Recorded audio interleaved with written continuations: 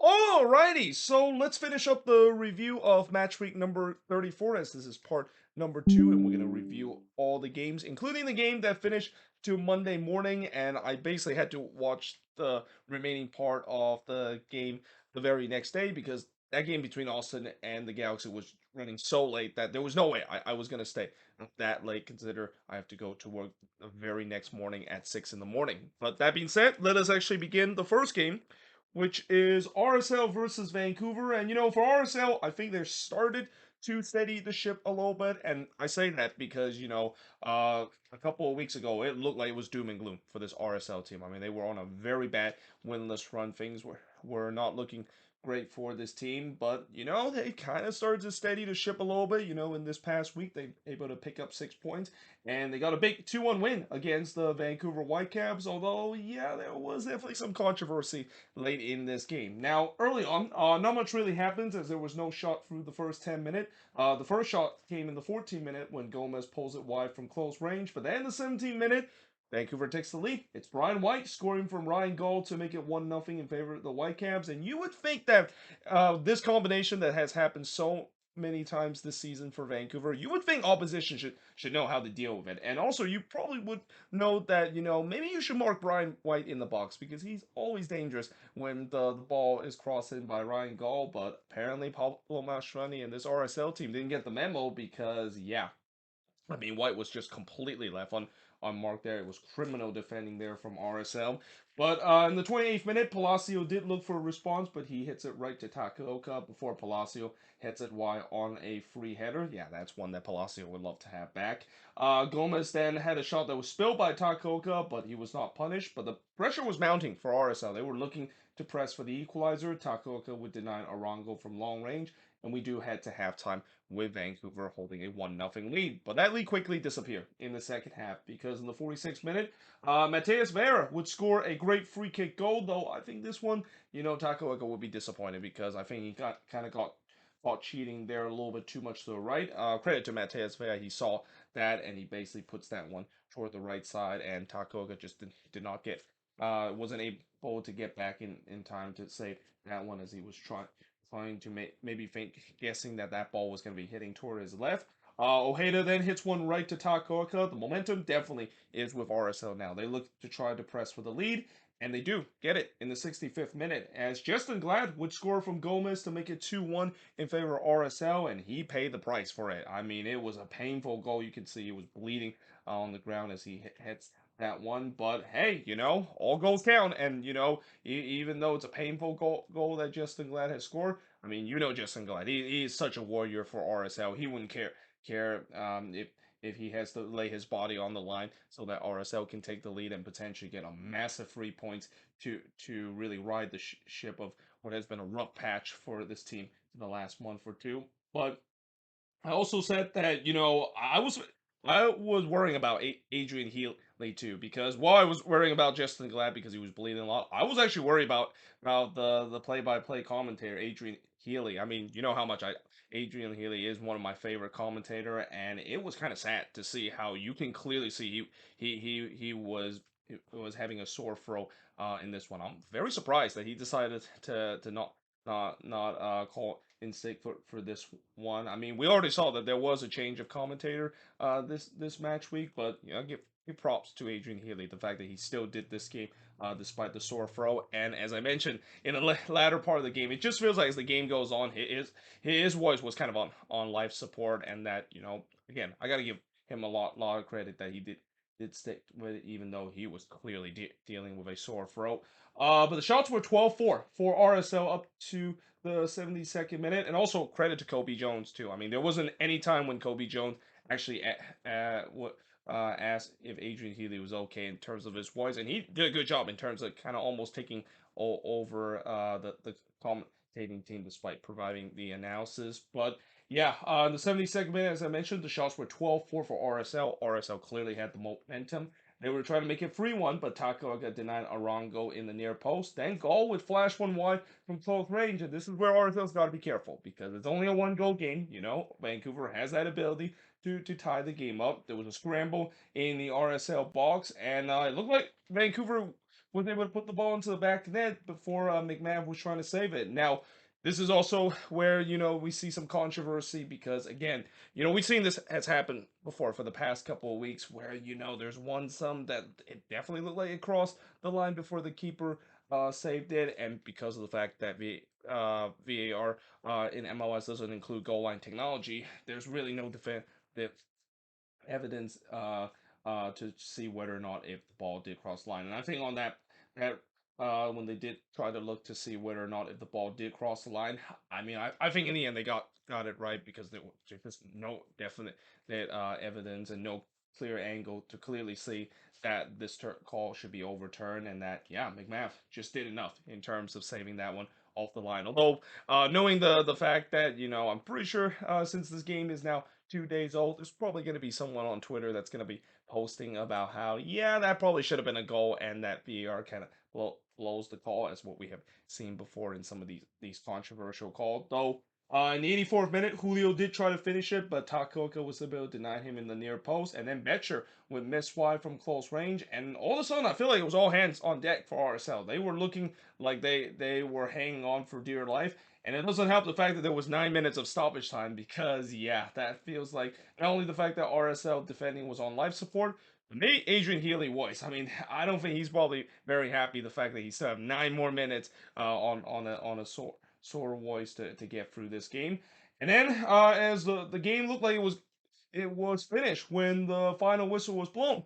However, that was not the case. It seems like the whistle was actually blown for VAR. That completely fooled the fan at Rio Tinto State, or American First Field. I'm always going to call it Rio Tinto Stadium because it is the riot, as RSL fan knows of. But yeah, that I don't blame the fact that the fans thought that was a full-time whistle because, again, that happened like literally in the 9th minute of this game, and they were checking to see whether or not if Silva did handball it.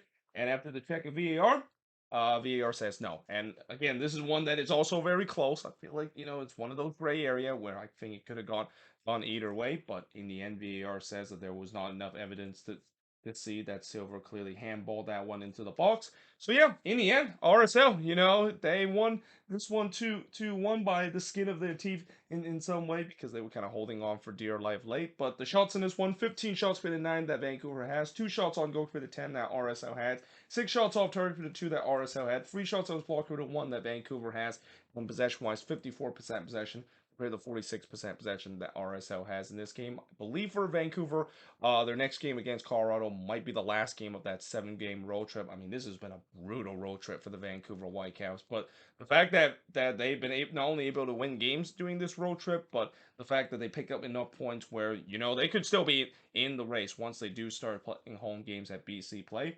I mean, that's exactly, I think, what Vanni Sartini was hoping for this team. I mean, I knew that coming into this 7-game road trip, there, even with the good form that they were in the beginning of this brutal road trip, they weren't going to win every single game. The fatigueness is going to catch up to this team, but still credit to them. They play hard in this one. Very unlucky to not get a point out of this game. But that being said, moving on in the next match.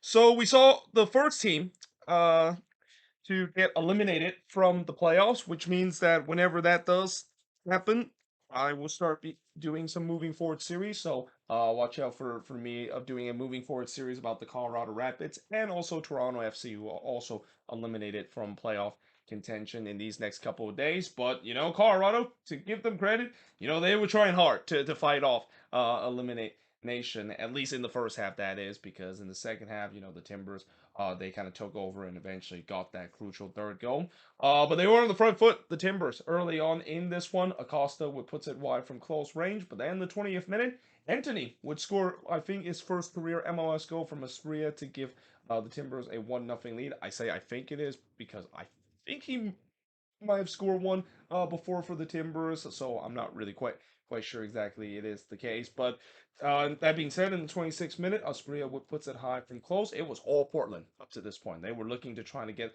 another goal, and they do. In the 30th minute, it's Santi Moreno. He scored from Caliscan to make it 2-0 in favor of the Portland Timbers. Yeah, this seems like it's a laughter, isn't it? Well, no, because just 1 minute later on the other end, Rubio would score from Bassett to make it 2-1 in favor of the Timbers. And how many times we've said you're always the most vulnerable when you just score a goal. And yeah, the Timbers did not get their message. They completely switched off after getting that second goal, and they pay the ultimate price because of it. Then in the 41st minute, there was a check to see whether or not if Mora foul on Gutman is worthy of a red, and VAR says no. I disagree with this call. I think this was not the correct call, and that I feel like Mora got away with this one. This looked like it was clearly a studs up challenge. I think this one was more of a studs up challenge than the Johnny Russell one that I've talked about yesterday in that game between Sporting KC and Houston. And yeah, I think Felipe Mora, he really got away with that one. But that being said, Goodman does get his revenge because in the 43rd minute he would score here. So I guess that's ball don't lie in some way. But yeah, that ties the game up at 2 apiece. It also came off of a deflection, which again, that seems like a miraculous thing to say because with how bad luck that the Rapids has been dealing with, when you have a bad team like that, you usually don't get those luck, but they do in this play. And that, yeah, all of a sudden this game was tied up at 2 apiece. I mean, just 10 minutes ago or 13 minutes ago, we thought this was going to be a laughter for the Timbers. But yeah, now it's 2-2, and it's definitely not what Portland was thinking that would happen after they took that 2-0 lead at the half-hour mark. But we do go to the second half with the score tie at 2-2, and in the second half, Anthony trying to score his second, but he heads one right to Illich. Portland was definitely pressing for the lead. They were looking on the front foot again. Anthony then had a free header that missed wide in the 60th minute. I mean, Anthony was very lively in this game. Probably could have scored a couple of goals in this one besides the one that he got in the 20th minute.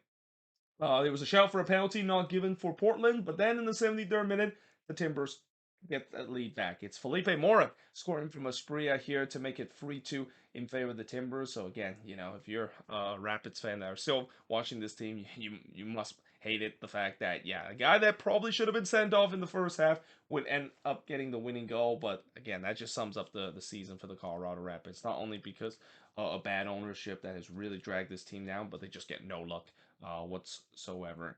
Aspria then tried to add to the lead, but he missed that one wide before Illich would deny Mora of a second goal, as the Timbers were just trying to make sure that this game is all sealed and done. And in the end, they were able to hold on to win 3-2 in this one. Well, not really hold on. I mean, Colorado didn't really put up too much resistance late in this one.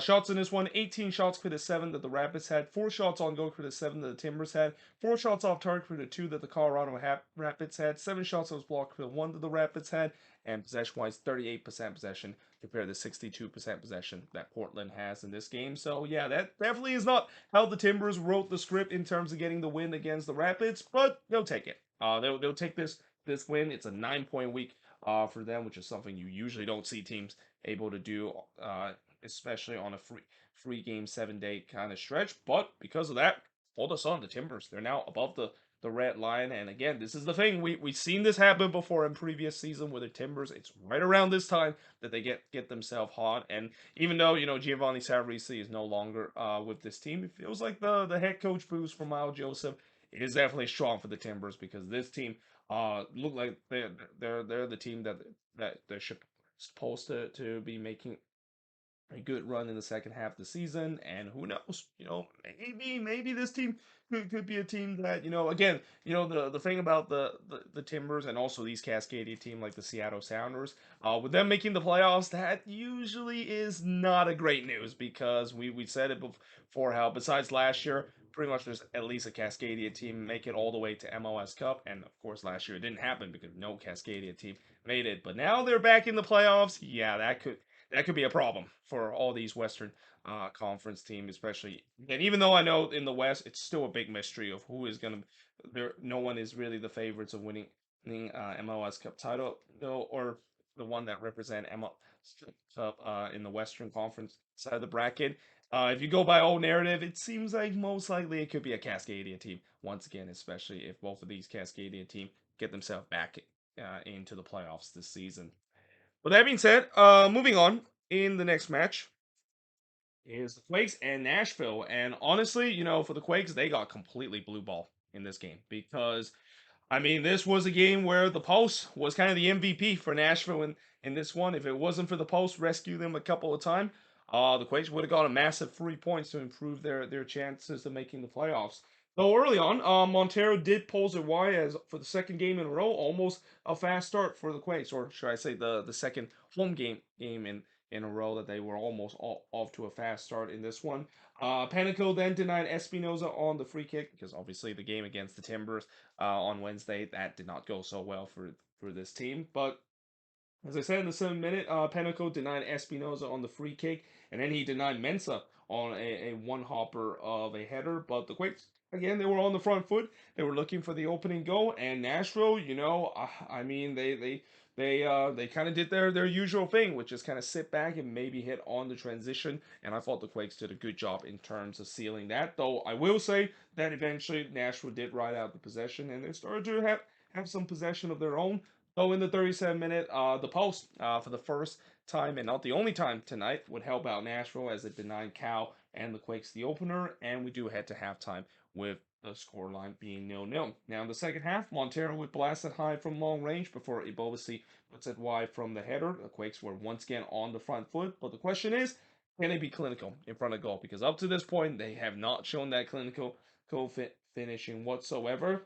And then to make matters worse, in the 49th minute, Nashville takes the lead. It's Bunbury scoring from Mukhtar to give Nashville a 1-0 lead. It was completely against the run of play because up to this point, the Quakes were by far the better team. And would you know it, it came off of a lightning counterattack. Again, I think this was really the only time where the Quakes got exposed of this lightning counterattack that Nashville loves to do when they're playing on the row. And would you know it, they shown that clinical finishing. And yeah, they made it 1-0 in this one. Montero then puts it over the bar on the free kick. Again, the Quakes had most of the possession, but this is where I do fear, like, knowing that Nashville has the lead.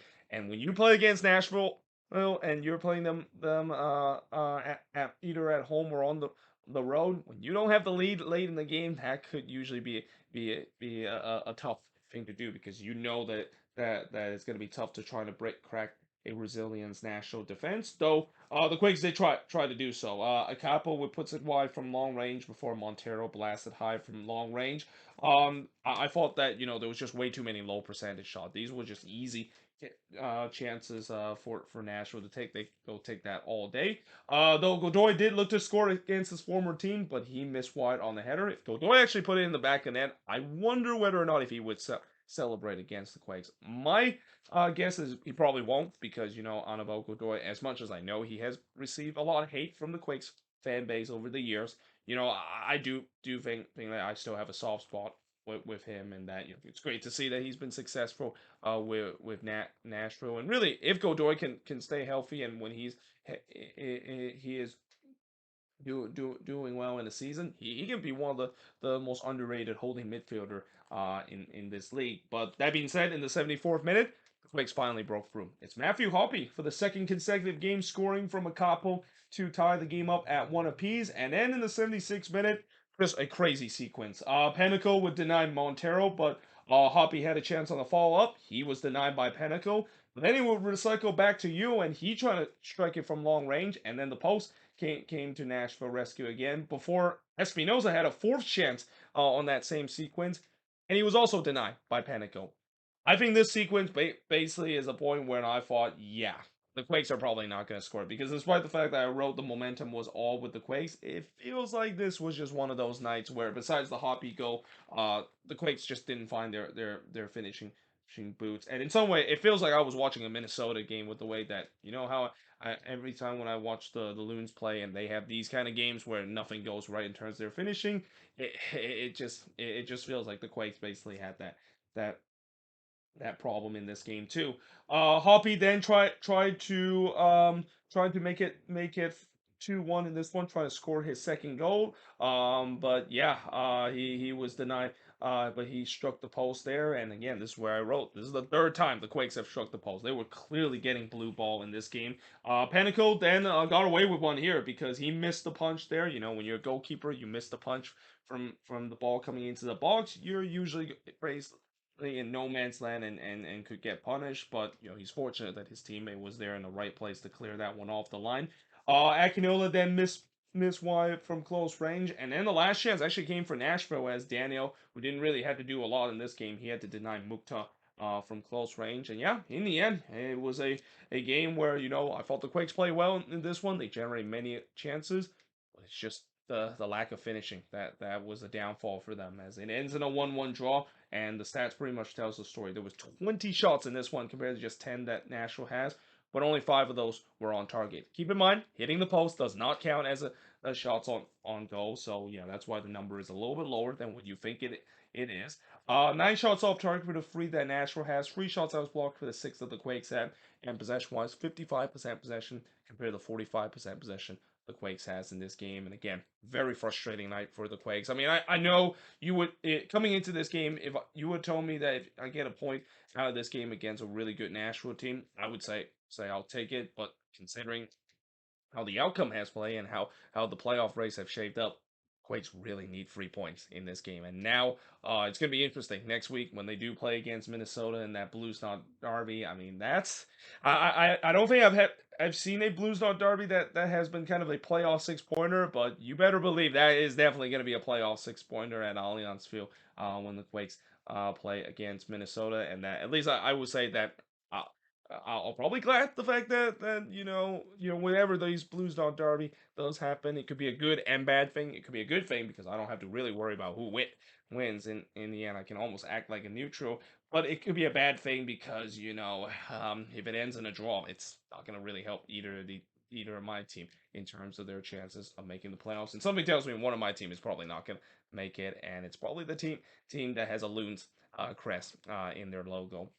Well, that being said, moving on into the next game, and now we get to the Sunday game because originally there was only going to be 2 Sunday games, but this one between NYCFC versus Toronto was moved a day later because apparently there was a water break happen at Red Bull Arena, and they had to delay this game until Sunday. But nevertheless, the weather wasn't any better on Sunday. I mean, it was a rainy kind of day, and it almost felt like when I watched this game, it brought back those COVID vibes once again, where back in the COVID years when fans were allowed to be back in the stadium, it was just kind of sad to see how the stands wasn't really filled up a lot, and that was kind of the case in this one. And I mean, 2026 couldn't come soon enough for NYCFC fans to finally get their stadium and don't have to deal with this situation again. Though what those few hundreds of fans that saw in this game, they were able to saw their team get the opening goal just 2 minutes in, as Andre Perea would score from Rodriguez to make it 1-0 in favor of NYCFC, and Perea deserved his goal. I mean, I thought he was very unlucky in the last game not to score against his former team, but he scored here to make it 1-0. Bakra then puts it right to Garvan, who of course gets his first start in this one. I mean, TFC pretty much are waving the white flag. They're just playing their kids now. All NYCFC early in this one as they were looking for a second. And a penalty was given to them after VAR deemed that O'Neal handballed that one in the box, but Garavan was able to come up with a big save to deny Bakra from the spot, though it was not a great penalty from Munse Bakra, and this has been a problem for NYCFC. I mean, and this is not a new problem, too. This has really been a problem for NYCFC ever since when they came into the league, where, out of all the team I say that have always had problem in terms of scoring from penalty kick, NYCFC is probably the team I say that has the most problem scoring from penalty kick. I mean, they just never seems to has a clinical finisher. Well, maybe besides David Villa when he was still with this team, but after that, I mean, there hasn't really been any clinical finisher from the spot. Maybe Tati Castellanos, though. Again, he rarely takes penalty. Usually, penalty kick duty was to Maxi Morales, which it was quite insane. The fact that Maxi Morales was taking all the penalty, despite the fact that he was probably one of the worst penalty kick takers I've seen in MLS. But yeah, again, the PK woes kind of continue. And keep in mind, last game when they play against Orlando, I think it was Santi Rodriguez, the one that steps up to take the penalty. That one was also safe. I mean, Baccarat did cleans up the mess, but not this time. There was nobody was able to follow up for the rebound. And as I said, NYCFC, their penalty kick woes just kind of continues. Now, in the 37th minute, Magno would then hits it wide from close range, which also kind of makes you wonder how in the world were they able to win a PK shootout to win MLS Cup against the Portland Timbers. In fact, I think they won like 2 PK shootout in that. I mean, that just shows you how MLS sometimes just doesn't make sense. But anyway, going back to this game, Kerr would then miss wide from long range before in the fourth man stoppage time. Jason would score to make it 2-0 in favor of NYCFC. I think that's the second straight game that Andres Jason has got on the score sheet. And yeah, that made it 2-0. And heading into the second half, it would be 3-0 as Fernandez would score for Magno to make it 3-0 in favor of NYCFC. That's also his first career MLS goal and a long overdue goal because Julian Fernandez has looked lively for NYCFC ever since he came into this team. Gaviran then denied Magno from close range, and this seems like it's a familiar tale for TFC, who look like they're on the verge of getting absolutely blown out again. Which again, I don't think that's really on this team. Consider again, they clearly are waving the white flag. They're clearly just playing the kits for the rest of the season. Fernandez then puts it wide in the 62nd minute before Gaviran would tip Magno shots over. Freeze, who have been relatively quiet in this game, didn't really have much to do. He had to deny onto Nug who as that was TFC first shot before Gaviran had to deny Jason, but he did spill this one, and TFC just about able to clear that one away. I mean, Gaviran, this has to be tough for him to come into his first game. I mean, all 3 goals that he conceded, it was not on him. Like again, this team just have no defense whatsoever. So yeah, he pretty much was kind of being body bag in terms of coming into this game and making his first career MLS start. But O'Toole then hits the side netting in the 81st minute before Fernandez puts it wide. It was no mercy shown to NYCFC. They were hungry to try to get a fourth goal, and while they didn't get that fourth goal, they did get a 3-0 win against TFC. As the shots in this one, 17 shots for the 10 that TFC had, 4 shots on goal for the 8 that NYCFC had, 2 shots on blocked for the 3 that TFC had, and possession-wise, 53% possession compared to 47% possession that Toronto has. And with this win, NYCFC is now above the red line, and that again, if you would have told me that was the case a couple of weeks ago, that probably some NYCFC fans wouldn't have believed, and that the Nick Cushing out drum was banging louder and louder with every loss. But credit to Nick Cushing and this NYCFC team, they're staying in this to a point where they're now above the red line, but they do have a very massive game against Inter Miami in the next match, another game that could be a playoff 6-pointer, so forth. But that being said, I am now going to switch boards, and speaking of Inter Miami, I'm going to switch board and talk about what happened in the Florida Derby. So in the Florida Derby, also known as the Clásico del Sol, I think that's the Spanish name for this derby. Well, it's all a 1-1 draw in this game between Orlando and Inter Miami, and there's no doubt that Inter Miami will be more than happy to take a point, because coming into this game, they were pretty much putting a B team in this one, playing all those young kids that they bought in the summer transfer window, and also not to mention no Messi, no Alba or Busquets, but they still were able to walk away with a point coming out in this game against a team like Orlando at Exploria Stadium, which has been a place that points has been hard to come by for Inter Miami. Now, early on, Orlando was definitely on the front foot, though there was no shots through the first 15 minutes in this one. The first shot of the game did see Ruiz hits the side netting before Maguire would somehow miss a tap in. I mean, yeah, that one he would love to have back, and especially how hot Duncan Maguire has been throughout the season. You would expect he would put that one away. He had another chance, but he hits that one wide. It wouldn't have counted either way because the foul was whistled before he hits that one in, or actually hits that one wide, that is. Galese then denied Campana from close, and as expected, it's been a feisty game. A lot of fouls, a lot of emotion that was definitely shown in this, knowing that this is a derby game.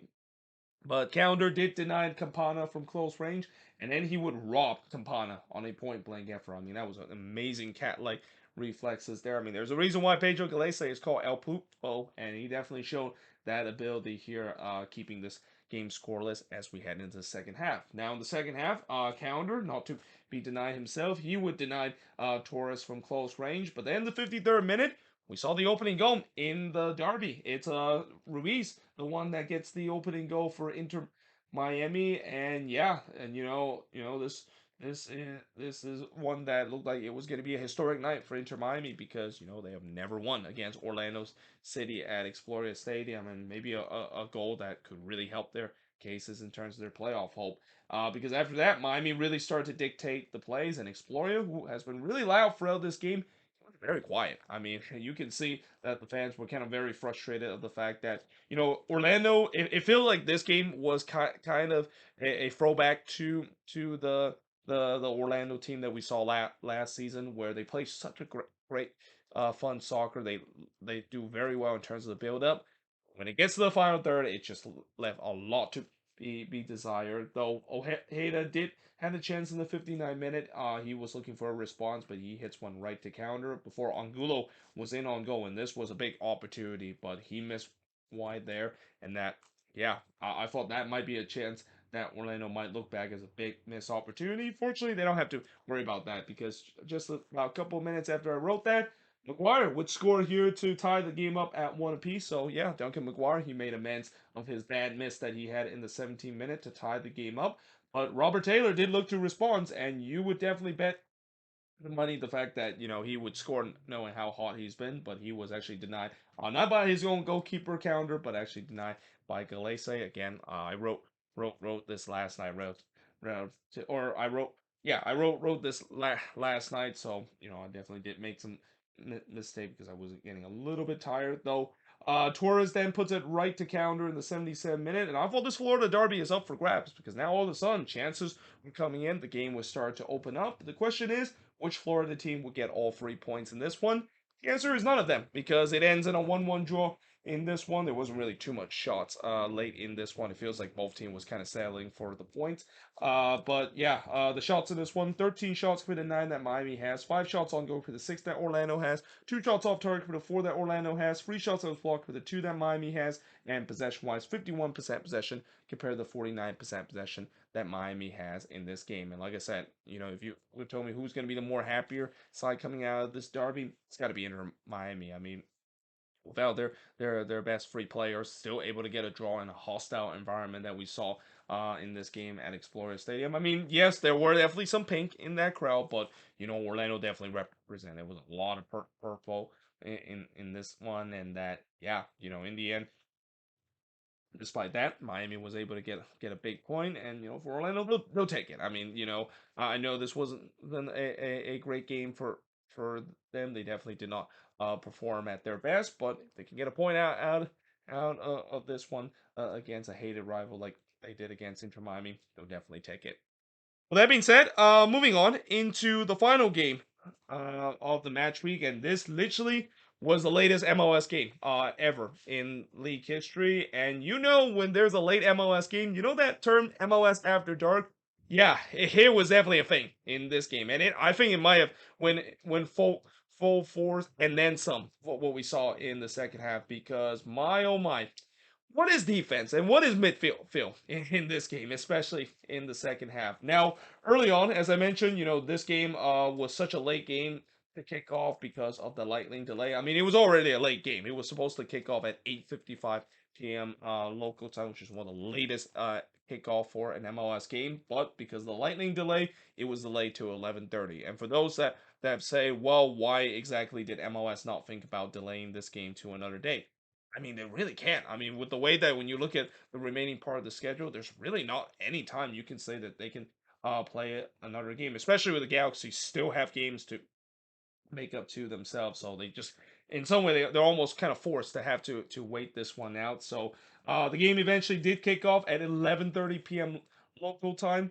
And in the 11th minute, we saw the opening goal in this one as Alex Ray would score for the second consecutive game from Rigoni to make it 1-0 in favor of Austin. By the way, Rigoni had a goal and an assist in this game. That's when MLS After Dark is in full force when Emmanuel Rigoni was playing well in this. And this is no disrespect to Rigoni, but yeah, as I mentioned many times before, it's been a very disappointing season for him, and this is one of the rare times he actually showed up on the attack. Though Sharp did try to look for a response, but he missed wide there. And again, the attacking sequence, or actually, that play happened with the Galaxy actually almost turned the ball in their own half, and that would have been a bad turnover, but somehow it kind of went well to a way of spring an unexpected counterattack, and you just had a sense that with that, MLS After Dark is in full force because that doesn't happen in a normal game. In a game where we're definitely gonna go into Monday morning it's so late in the wee hours in Austin, crazy thing is gonna happen, and that one went in. That would be probably the most peak MLS After Dark goal you would ever see that is scored, especially on the attacking sequence. That is. Though I also thought that there was a lot of possession for Austin as the Galaxy. There was, seems to be a little bit overrun in the midfield. Austin was pushing a lot of man forward too. That kind of made it that happen. But Bond then denied UC from close before Pooch had a shot that was clear off the line by Austin. There was a huge shout for a penalty for Austin not given.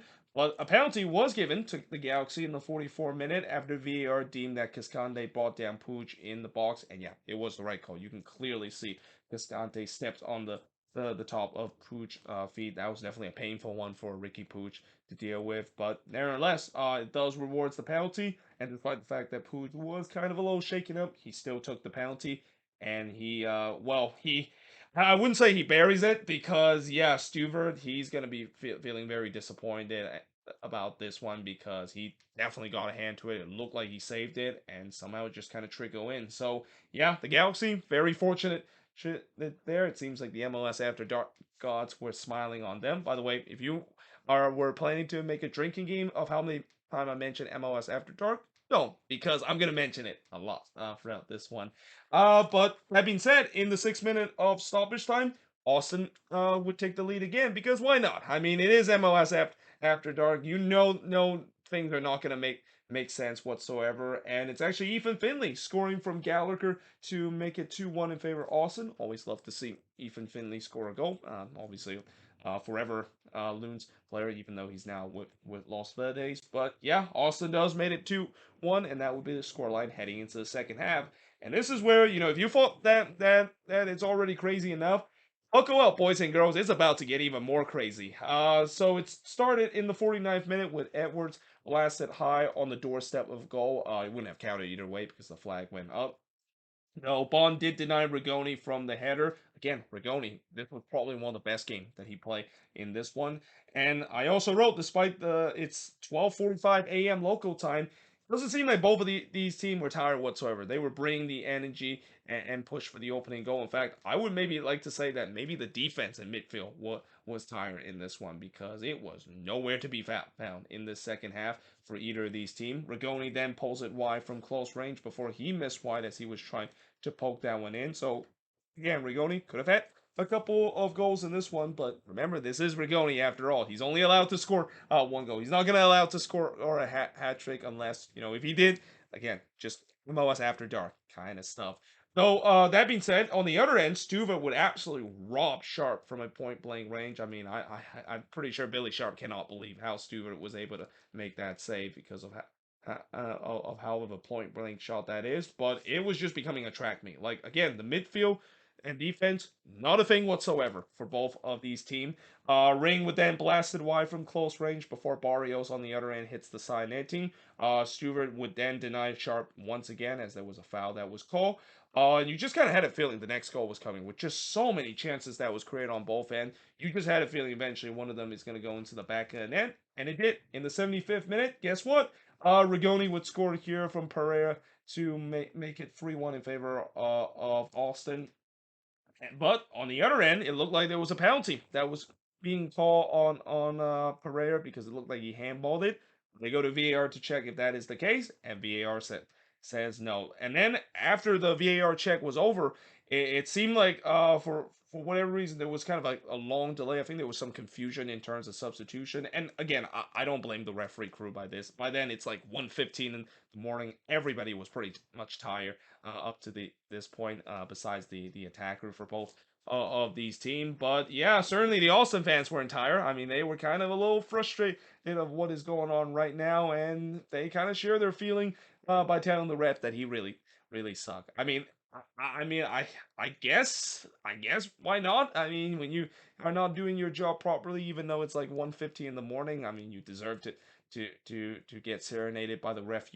"You suck, champ." But I think that was kind of the first time I've seen a team that is literally winning and a team that literally had had a call that goes in their favor, and they still say the ref sucked. That is, but in the 85th minute, Driussi did have to subbed off. So again, this was what will be foreshadowing a disastrous night for Austin, and this is definitely one of them. I mean, Driussi looked like he's injured again. He's been having injury from this season. He went down um, and went into the IR a little bit in the early part of the season, and it seems like he could be back on that, and that is a huge blow for this Austin team if they want to snap out of this just horrendous run of form that they've been in since the middle of July. But in the 86th minute, Stewart would deny Leerdam from point blank, and then he would deny Sharp from close range, and this is where you can see the Galaxy. They were pounding on the door. They were pressing late. They were hungry to try to set up a grandstand finish. On the other end, Bond would deny Rodriguez and Austin's fourth goal. Remember that moment because this would be a huge miss for Austin and a huge save for Jonathan Bond because literally on the other end, on the next sequence of attack, Dejan Joveljic would score from Billy Sharp to make it 3-2 in this one, and you're just thinking, well, here we go again. It looked like the Galaxy is going to do it, trying to come back from a 3-1 deficit like they did middle of the week against Minnesota. In fact, they mentioned there was 9 minutes of stoppage time because MLS After Dark doesn't take a break. I mean, if you thought that we were done in this game, nope, 9 minutes of stoppage time, and how about we'll play even later into the night. In the second minute of stoppage time, Yoshida would hit one right to Stewart, and then in the third minute of stoppage time, and in some way, I think you saw this one coming. Michael Barrios would score from Perez to tie the game up at 3 apiece, considering the fact that the momentum was all with the Galaxy and that Austin was clearly in full meltdown mode, and really kind of all started with the Driussi injury that they suffer, and once again, Josh Wolf making some very questionable substitution decision. But like I said, it was truly MLS After Dark. I mean, the Galaxy second consecutive game they came back from 3-1 down, and looked like now they're gonna try to do even the more improbable, which is second consecutive come back from 3-1 down and somehow winning 4-3 at the end of the night. And in the 9 minute of stoppage time, it looked like Barrios was going to do so. He just pulled that one wide as the full time whistle was blown at 1:41 a.m. local time. Yes, that is the latest an MLS game has ever got in league history, and I think with how crazy this game ends up, it's only fitting that that was the last chance of the game. I mean, just a wild game that we saw in this one. MLS After Dark clearly deliver in this one, and yeah, in the end, it ends in a free draw. And the stats also tell you how crazy this game was because there was a lot of shots in this one. 22 shots compared to 13 that Austin had. 6 shots on goal compared to 11 that the Galaxy had. 4 shots off target compared to 1 that Austin had. 6 shots that was blocked compared to 7 that the Galaxy had. And possession-wise, 61% possession compared to 39% possession that Austin has in this game. And I do feel bad for those people that kind of didn't watch this game. I mean, for those that didn't watch this game, they can always watch it back on Apple TV. Although, unless you're actually attending the game, I do feel bad that they, of course, left and miss out on a great game. Though hindsight, if you're an Austin fan, I think maybe it's the best that you actually left this game because you would have witnessed just an absolute meltdown and a collapse we saw from this Austin team. And like what I said about Minnesota on Wednesday when they had their meltdown against the Galaxy down in Carson, I said that how that is gonna really damage the Loons playoff hope. I'm gonna say the same thing about Austin. I mean, and this team has already been in a bad form. This just feels like it kind of seals the faith of the fact that I mean, unless if something changes, this team look like they're not gonna make the playoffs. I mean, this has just been an absolute collapse here in the second half of the season, and that I know regression is definitely a thing, and we knew that this Austin team was going to regress after they really overperformed last season, but not at the rate at what we've seen right now. I mean, it just feels like that Leeds Cup embarrassment just kind of took a toll on this team, and that it's very similar to what we saw with New England last season when they lost in a heartbreaking fashion in the CONCACAF Champions League, and it just took a toll on the team. And that I feel like this is the same case for Austin, in that even though they didn't lose this game like Minnesota did, it's hard for me to imagine how they can recover from this and still able to make it to the playoffs. But for the Galaxy, I mean, the bad news for this is that, because they didn't come all the way back, they did still lose some ground in terms of the playoff race. And still to be determined. Maybe it's a little too late for them to make a push. But one thing I will say about this Galaxy team, and I will say about Greg Vanney and this team is fighting till the very end. I mean, this team has been one of the toughest teams to play ever since um, or actually, yeah, Chris Klein was finally ceremoniously let go by this team, or actually he of course stepped down and resigned from this team because they've been on a tear ever since that has happened. I think they only lost twice ever since that has happened, and they have been on a good run to a point where I mean, if you would told any Galaxy fans that they would still be in the playoff race up to this point, I don't think a lot of them would have believed that. But there you have it. That is pretty much it in terms of looking at all 6 of these games to finish off match week number 34, which, yeah, it turns out to be the longest match week we had because of the way how this game ended on Monday morning. But until then, hope you guys enjoyed this video. If you do, make sure you guys leave a like, smash the subscribe button. We will still have some midweek games that's going to be happening in MLS, but most importantly, we got some cup finals in the midweek action. We got the U.S. Open Cup final between Miami and Houston and the Campeones Cup, which I'm pretty sure I'm going to separate both of those games in different video because I can't do a cup final game and a trophy on the line in a similar video. But either way, hope you guys enjoyed this video. If you do, make sure you guys leave a like, smash the subscribe button, and yeah, I of course will see you guys next time.